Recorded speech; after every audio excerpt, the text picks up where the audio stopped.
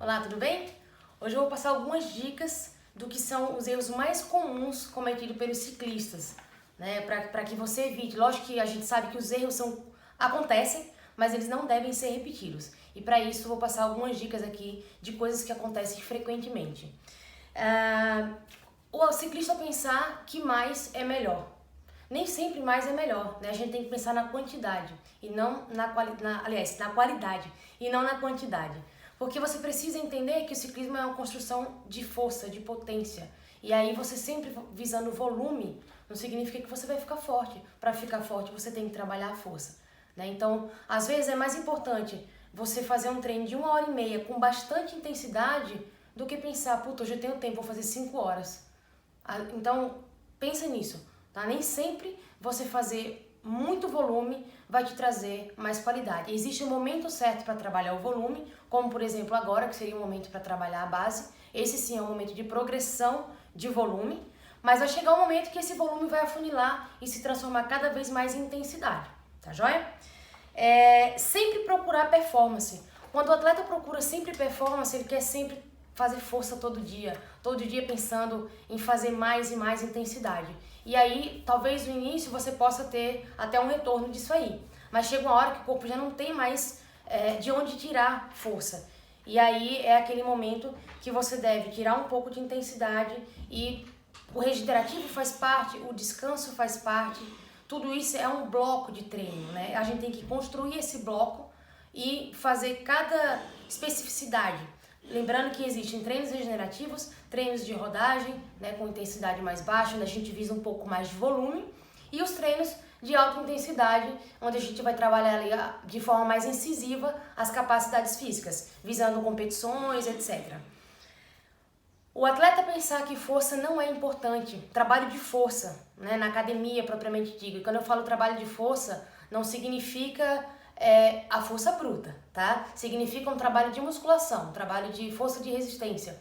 Esse trabalho a gente deve manter ele durante todo o ano para dar um suporte aos nossos treinamentos. A gente treina muito, né? E a gente, aqui no Brasil especificamente, a gente não tem voltas de 21 dias como acontece lá fora, as grandes voltas e tal. Então, é importante manter esse trabalho de força para te dar um suporte na musculatura, uma musculatura que tenha qualidade, consequentemente você vai ter mais eficiência e isso vai te trazer mais potência, mais força em cima da bicicleta. Você vai conseguir retardar a fadiga, diminuir o risco de lesões. Então esse trabalho de força ele é fundamental para o melhor desenvolvimento do seu ciclismo. Achar que o trabalho de força não é importante é um erro, tá? Mais um erro. Achar que números são mais importantes do que as suas sensações. Gente, tem muita gente que fica pensando em FTP, frequência cardíaca máxima, velocidade média, velocidade máxima. E olha, o ciclismo envolve muitas coisas. Ele não se resume a números. Beleza, números são importantes, é onde a gente tira alguns parâmetros, né? Existem números para a gente aferir frequência cardíaca de trabalho, de treinamento, de potência e por aí se vai. Mas você deve focar no que você está realizando, né? Não é porque, por exemplo, eu vou dar um exemplo aqui prático. Um atleta que tem um FTP, para quem trabalha com medidor de potência, um atleta que tem um FTP mais alto do que o outro, ele não significa que ele vai ganhar a corrida porque ele tem um FTP mais alto, né? Existem várias capacidades envolvidas durante uma competição. E aquele que tem um FTP mais baixo pode ganhar por ter outras capacidades físicas desenvolvidas e ser mais exigido naquela prova. A mesma coisa, um atleta que trabalha com monitor de frequência cardíaca. Não é porque por exemplo, tenho uma frequência cardíaca máxima mais alta do que fulano, que eu estou mais condicionado. Não, a minha frequência cardíaca é só minha. Primeiro erro que não se deve comparar a frequência cardíaca de um atleta com outro, né? A frequência cardíaca é totalmente individual e cada um tem a sua, você só deve comparar com você mesmo. Tá? E segundo é achar que porque tem a frequência cardíaca máxima muito alta, tá bem condicionado. Não, eu com a frequência cardíaca de 170 batimentos, posso estar muito mais forte do que um outro atleta com a frequência cardíaca de 190 de máxima. Entendeu? Então, assim, não fica bitolado em números. É uma construção, né? Como eu falei no outro ponto anterior, é um bloco de treinamento que se envolve, se constrói para que você possa ter condições de estar numa performance elevada e até mesmo chegar a ganhar uma competição.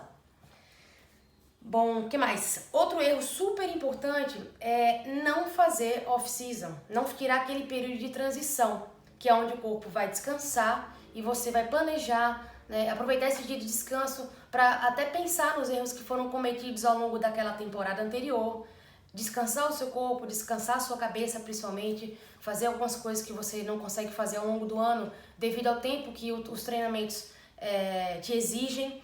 Então, esse descanso é muito importante e muita gente acha, eu não vou descansar, maior preocupação dessa fase de transição, vou perder condicionamento e vou engordar. Cuida da alimentação como se você estivesse treinando, você pode dar uma relaxada assim como ao longo de todo ano, né? Você não tem que ficar bitolado, até porque exagero ficar assim alucinado com uma coisa não é tão interessante. A gente precisa também relaxar um pouco, mas se você cuidar da sua alimentação sem exageros, ok, você vai ganhar ali 300 gramas, no máximo meio quilo, e isso aí com a base você vai conseguir perder com facilidade, né? E o seu corpo precisa descansar. Então, não deixe de dar atenção a esse momento que é super importante. A gente precisa dar um passo atrás nesse momento de transição, perder sim um pouquinho de condicionamento, que essa é até a intenção, para que lá na frente a gente possa dar 2, 3, 4 passos para frente e aí ter uma construção de performance ainda maior do que a temporada anterior. Se você passa direto, negligencia esse off-season aí, a chance de você render bem menos do que na temporada anterior é muito grande, tá bom? Então fique atento a isso, não negligencie o seu off-season. Descanse para começar uma nova temporada e ser ainda mais forte, mais consistente, tá bom? Então é isso. Lembrando que os erros acontecem, mas eles não devem ser repetidos. Então, pensa tudo o que aconteceu ao longo da sua temporada, faz uma revisão geral aí e procura até anotar para que esses erros não se repitam, busquem soluções para que você possa seguir o mais firme e consistente possível na temporada seguinte, tá bom? Curte aí nosso canal, quem gostou da dica, dá um joinha pra gente, se inscreve, não deixa de se inscrever, tá bom? E é isso, até o próximo vídeo. Valeu, galera!